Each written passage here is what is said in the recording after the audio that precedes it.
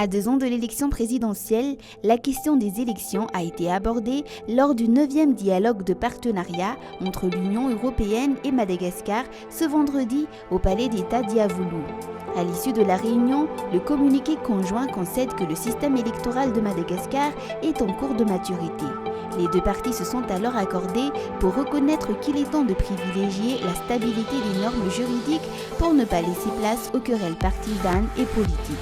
D'ailleurs, le président Andry Rajoelina prône le renforcement et l'amélioration de ce système électoral. Le système électoral carcéral en sera également renforcé et amélioré, car la paix et la stabilité politique constituent le socle d'une émergence effective. L'Union européenne a soulevé l'importance de la fluidité et du bon déroulement de l'élection présidentielle de 2023. Samedi dernier, des partis de l'opposition avaient fortement critiqué l'impartialité de la nouvelle composition de la Haute Cour constitutionnelle ainsi que de la Commission électorale nationale indépendante. Les discussions de ce vendredi à Yavulu ont suggéré que ce soit privilégié les échanges d'expériences avec les institutions similaires étrangères.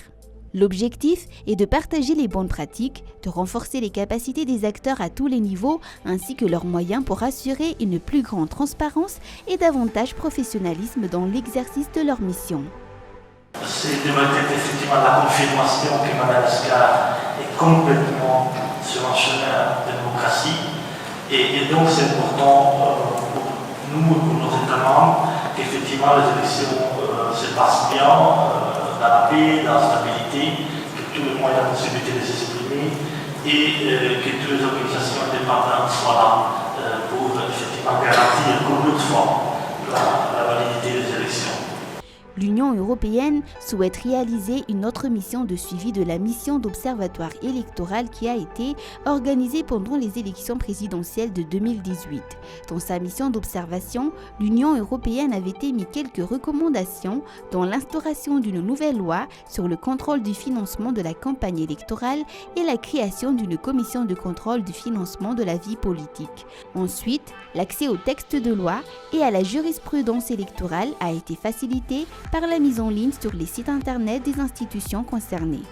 D'autres recommandations ont été inscrites pour ne citer par exemple que le seuil de remboursement de la caution qui demeure trop élevé, l'audit de la liste électorale, le renforcement des capacités des organisations de la société civile, dont celles liées à la sensibilisation des citoyens en partenariat avec la CENI. On devra faire une mission de suivi.